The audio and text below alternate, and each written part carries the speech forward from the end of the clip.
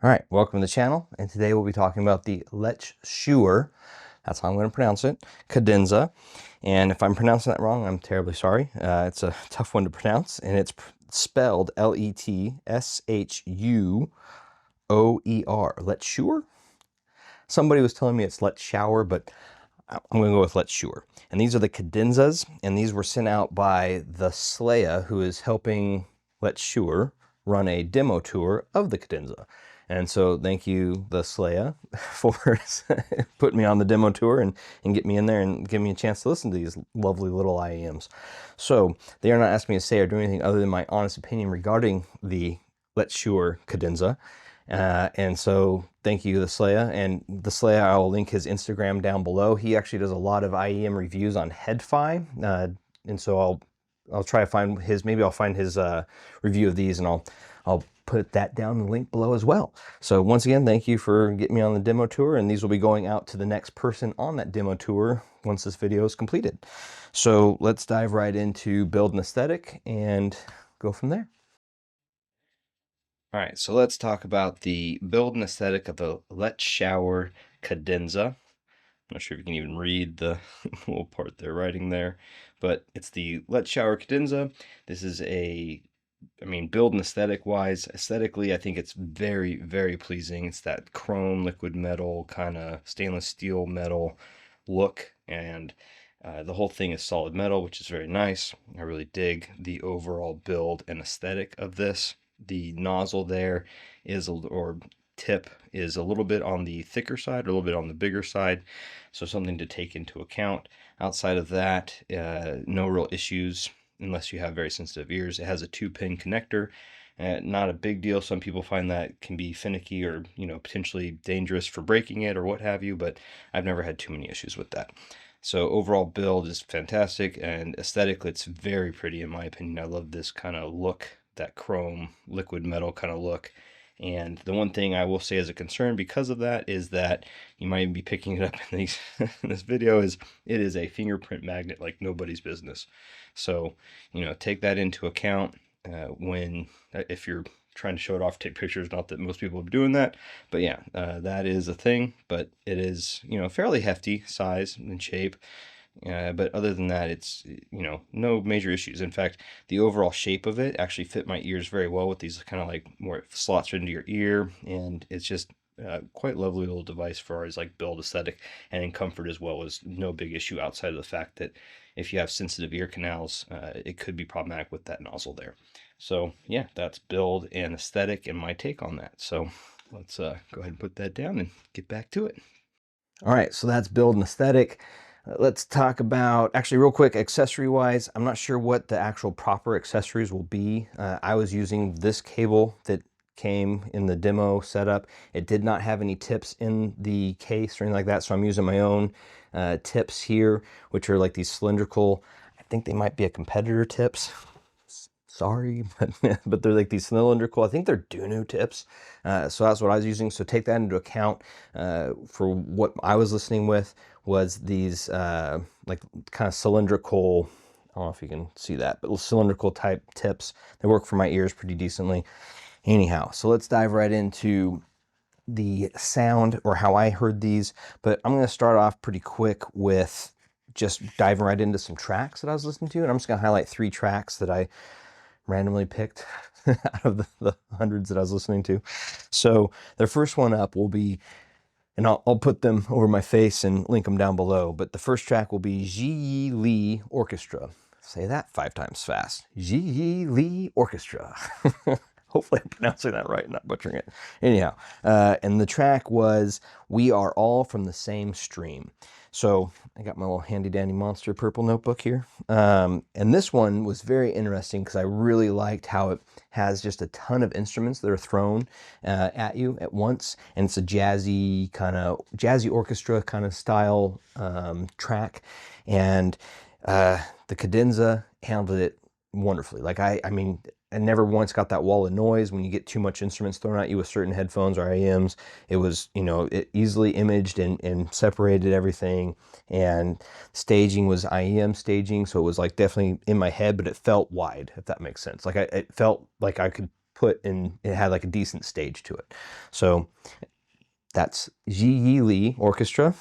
We are all from the same stream. Cadenza handled it fantastically. Lovely track. Lovely album too. So on to the next track. This will be Isla Nerio and Drive By Fires. And this one has ambience for days. Like I just love the like these, it's very like bright instruments, not in the sense of like bright piercing, but just bright instrument sound track. And it's got like these upbeat, like boop, boop, boop, you know, but it's not like a poppy song too much. It's hard to explain the genre of this one. Just give it a listen. It's a very cool one, and I really enjoyed listening with the cadenza in the sense that I forgot I was listening with IEMs. So that was like, that's the note I put down here. Forgot I was listening with IEMs. And it was like this weird, and that was kind of a trend moving through all the tracks I was listening with these, is they kind of got out of the way. And we'll touch on that after this next track, which is Busty and the Bass. The track is The Real. And this one can have a bit of a treble splash. There's a lot of hi-hats, a lot of brass instruments, and it gets very bright in the very bright sense of treble. and I kept waiting for the cadenza to just go over my limit of what I prefer for brightness or splashiness or peaks, I guess would be the way to put it, and to kind of like crash over that. So it never did. Actually, it was shocking. Like it would push right up against what my threshold was for brightness in a track, and then would taper down, and it was fantastic. I was really, once I acclimated to like what was it gonna go over? Am I gonna be you know? Well, I got past that and just listened to the music. It was really, really great, and really enjoyed it. Once again, kind of lost track that I was listening with IEMs, and it was fantastic. The bass, while not the most like textured or the best bass in a track, it was lovely, and the cadenza handled that as well, pretty well. In fact, the bass on these is very nice. It's not the most bass heavy, or it's not the most bass forward IEM, but it has a very nice neutralness to it. So yeah, that's the tracks on my lovely Purple Monster notebook. And going into the overall sound signature that I was getting from these, I would say it's almost flat. Like it has this get out of the way kind of sound signature, where the highs and the lows aren't V-shaped at all. It felt very natural. And then the mids didn't quite have like a ton of warmth, but they weren't neutral. Like it had like just enough of a bump to where I was engaged with the neutralness, and it's, or not neutralness, the mids. I was engaged with it, and it really was lovely. Like it almost had this back to that thing where it just kind of got out of the way. Like I kind of forgot I was listening with IEMs or listening to a gear, and was just listening to the music, which I really appreciate. And that to me is a hallmark of, or a sign of, a excellent bit of kit, or IEM, or headphone, or speaker, or bit of gear, like a amp DAC, that kind of thing. And that was my general takeaway with these, was that they just kind of got out of the way in a weird way of like, they just sounded very natural and very good. Like excellent, in fact. So yeah, like I have zero issues at all. I think they could definitely potentially start to push on certain people's highs. Like if you have a treble sensitivity in any way or shape or form, these potentially could not be for you. But I never had an issue with the treble. So I mean, you know, maybe it's the tip thing, or maybe I'm losing my hearing. I don't know. But I did get a hearing test recently, and I'm still in that. I think my lowest or the highest I heard was around the 18, 19 kilohertz mark. So for a 40 something, mid 40s guy, I'm doing pretty decent. So yeah, these were fantastic. I had no real issues with them. And I am a self-proclaimed treble sensitive person. So yeah, fantastic. Just got out of the way, very neutral sounding, really enjoyed them.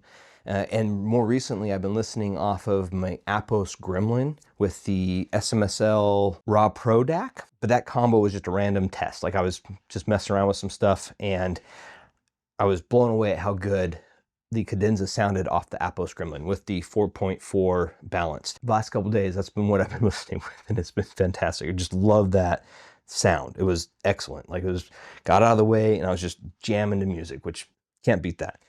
So final thoughts. Lovely aesthetically, lovely build quality, like no issues there. I actually have zero issues in general. Like I'm only going to caveat based off of people's preferences. Like, so maybe you're treble sensitive, that might be an issue for you, but I don't know. These are fantastic. I have no real issues myself personally with these, and I can easily recommend them. The one big downside is that these are expensive. The Cadenzas are top of the line IEM for Letshuoer, and it's one of their flagships, I believe. You're gonna pay for it. It's gonna be, I think, in the $2,000 range, which is like, but I mean, like for me, I'd spend that on speakers. But I'm not the target audience for this. So this, I think, in my opinion, is for somebody that wants the best sound on the go possible, or they live in an apartment, or they're just way into IEMs. They don't really like headphones, they don't like speakers, but IEMs are their jam. This is a fantastic IEM for that. Like, money's no object. These are great. In fact, I highly recommend them, even over some of the more expensive IEMs that I've heard in the past. I think it's been a long time. It's probably long past its prime or whatever, but the Odins, I remember, were one of my top favorite, like top of the line IEMs. And that head IEM was a little bit too bassy in my opinion. Not too bassy, but like it was definitely a bass head IEM to me. But the mids and the highs were definitely fine. Like, I cut through all that and it was like a lovely sounding IEM. I think I prefer this because I could save, $2,000 and have just a lovely IEM that, one, looks fantastic as well. Maybe not as fancy as the Odin, but looks really good and sounds fantastic and just gets out of the way and lets me enjoy music. Like, fantastic. Easy recommendation. So with that, I think the Letshuoer Cadenza is a definite go out and try it if you get the chance. Definitely look into it if it's in your budget and fits your kind of like that more do-all kind of IEM, which I think most total should be a do-all kind of like most top of the line anything should be able to go do everything, in my opinion, because you're paying a premium for it. So yeah, that's the Letshuoer Cadenza, and I'll let everybody have their morning, afternoon, or evening back, and catch everybody on the next one. All right, thanks for joining. Cheers.